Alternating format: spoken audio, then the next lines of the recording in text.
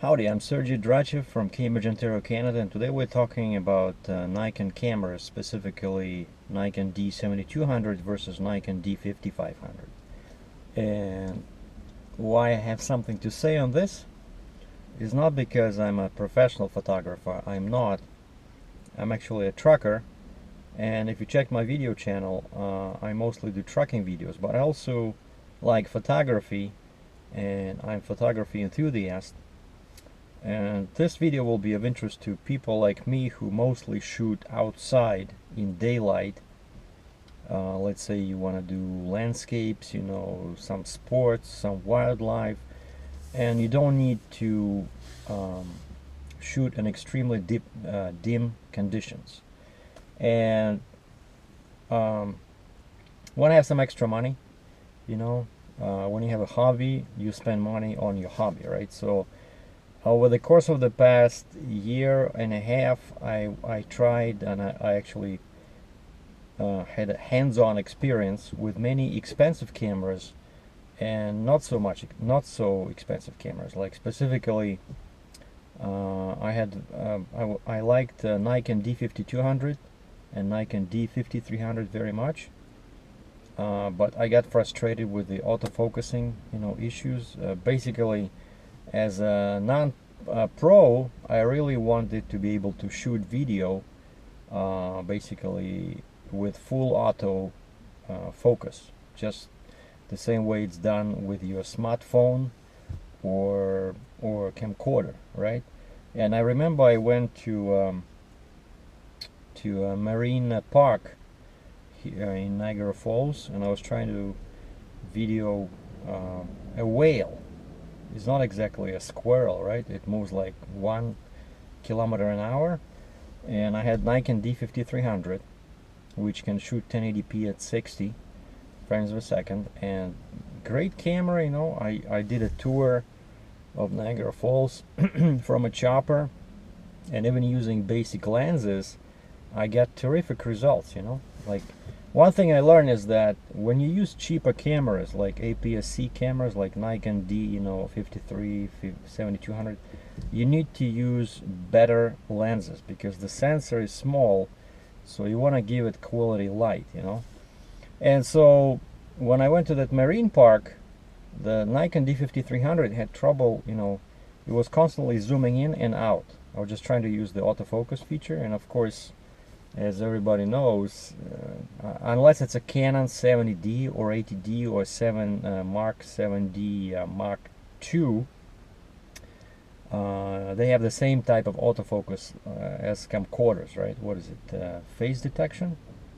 Yeah, not contrast detection, which just photo cameras use.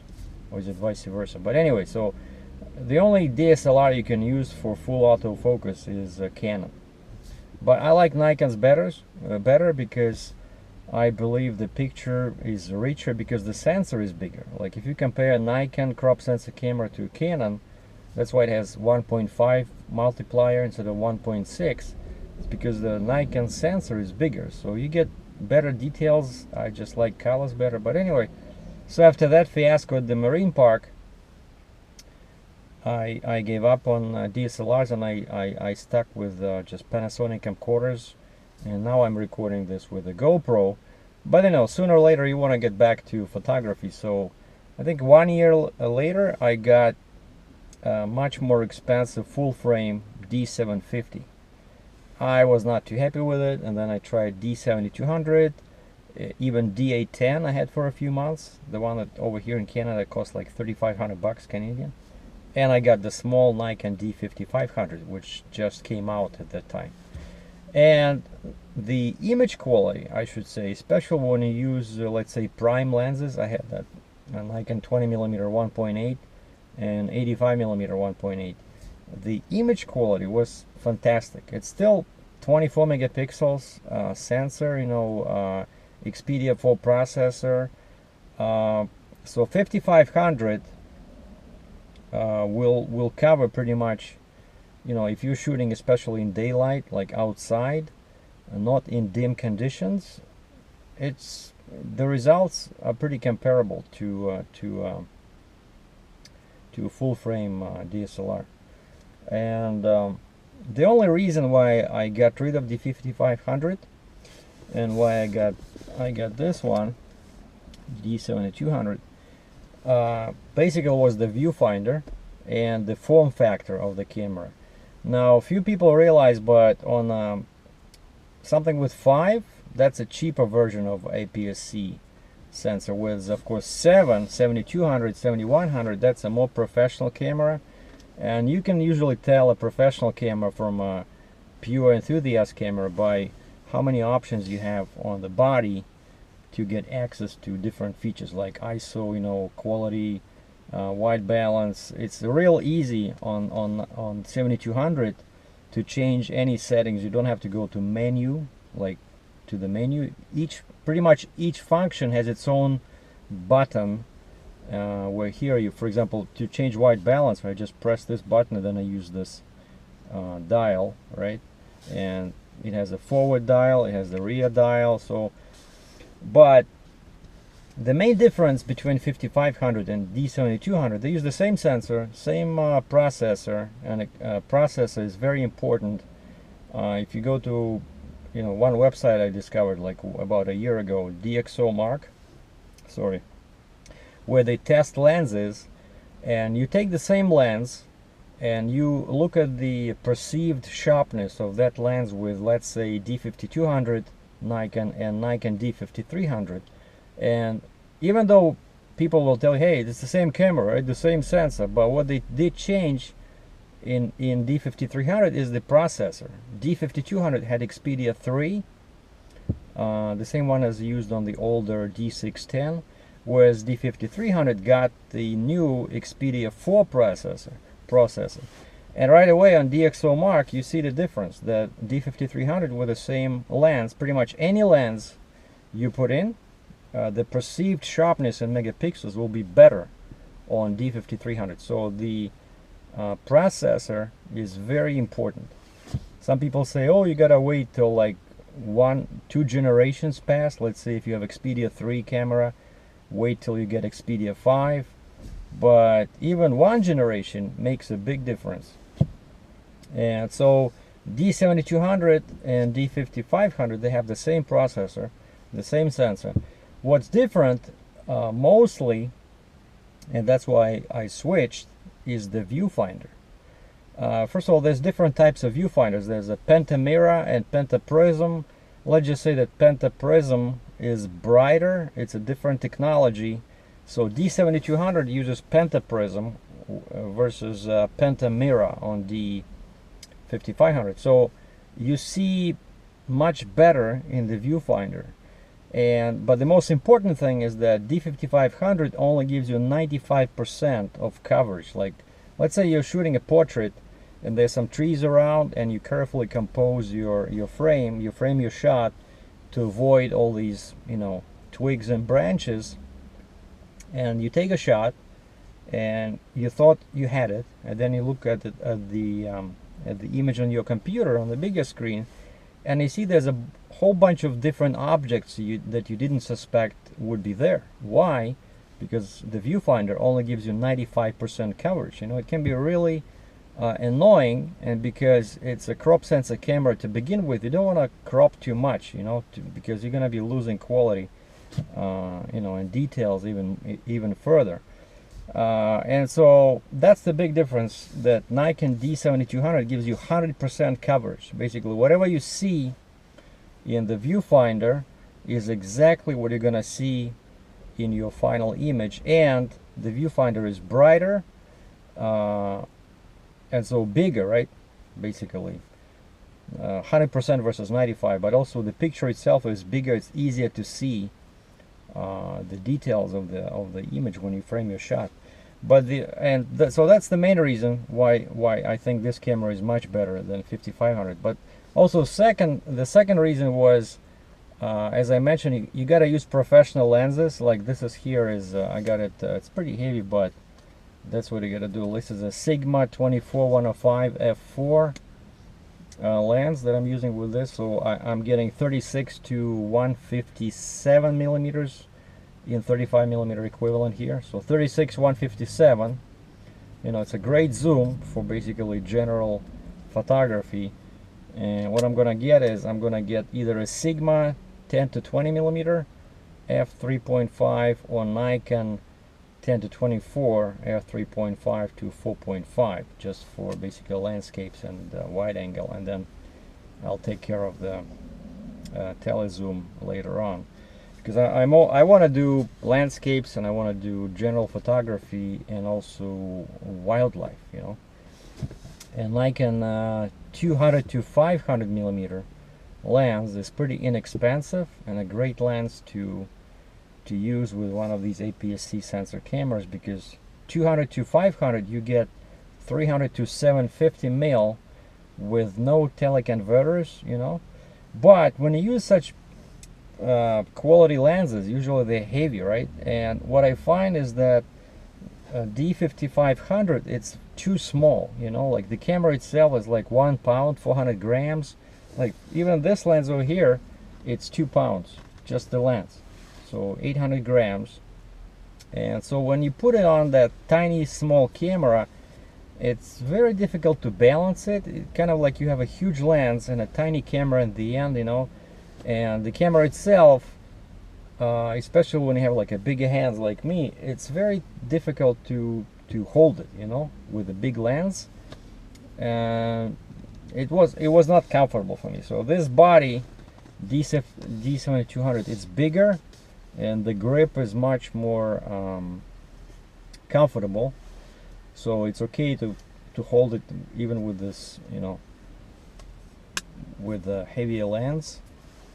So I like it. So that's the second difference, right? So viewfinder, the form factor, but it's all subjective, depends on your hands, but still I believe you gotta use expensive lenses, and so they will be heavy if you want to get quality results, and on the tiny camera it just doesn't work too well.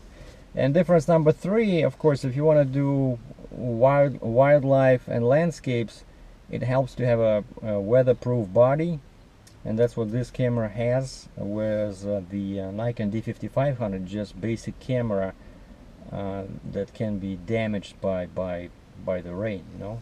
Of course, in my case, Sigma, the lens I'm using here is not waterproof, so that beats the point, but the camera itself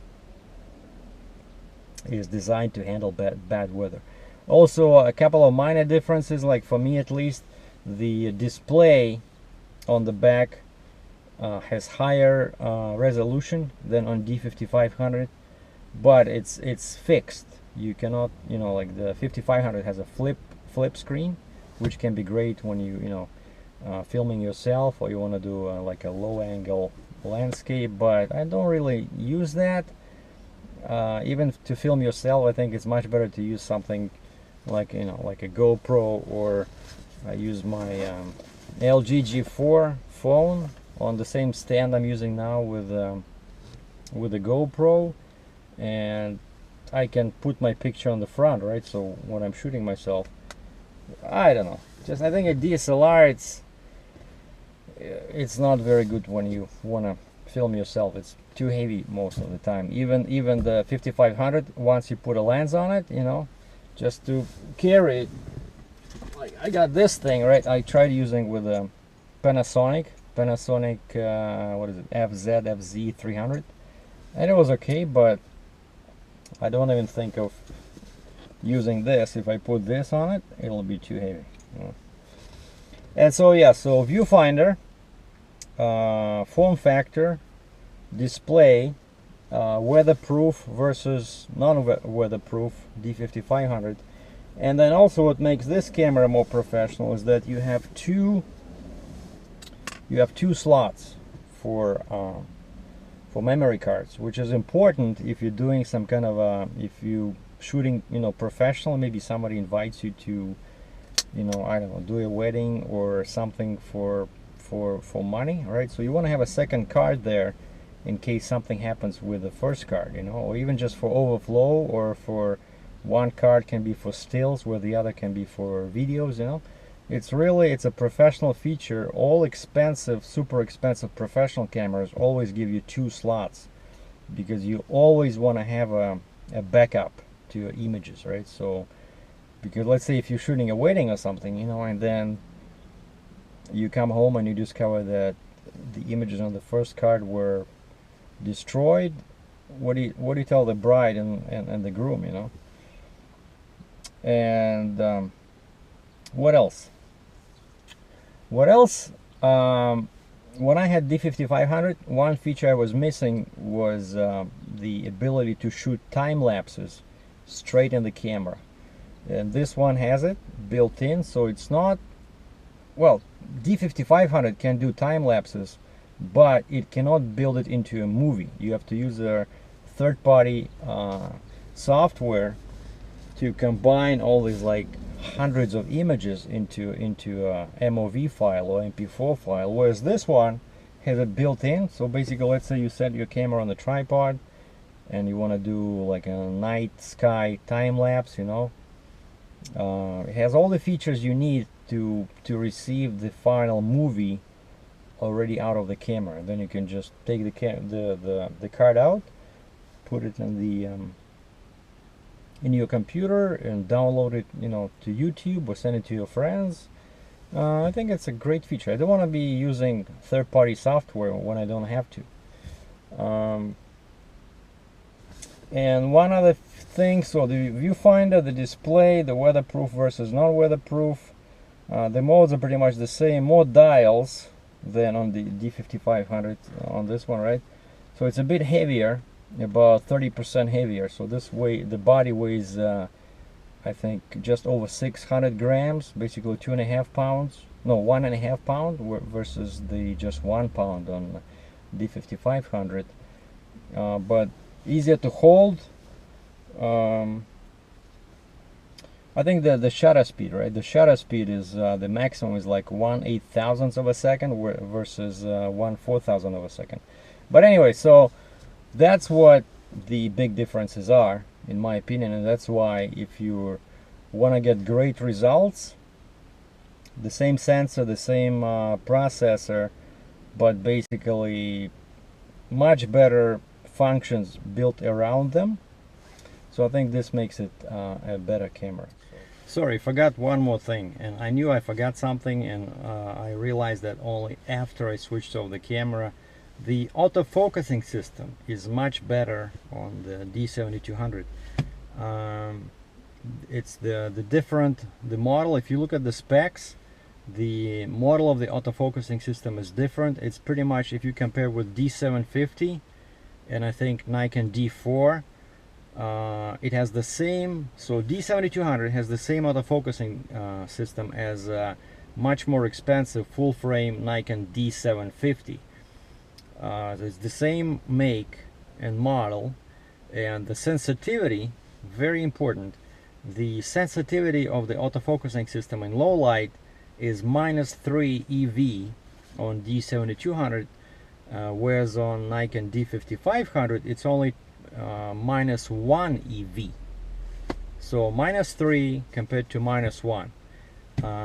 Funny enough, the previous generation of full frame camera, Nikon D610, had the same pretty much focusing system that this Nikon D5500 has. So with D7200, the camera will focus much better in dim light. Let's say, you know, when you're shooting even outside, but when the sun gone down, like for example now I'm sitting in a plaza here in Kitchener, Ontario, near Chapters and a movie theater, just about to go catch the movie The Mother's Day.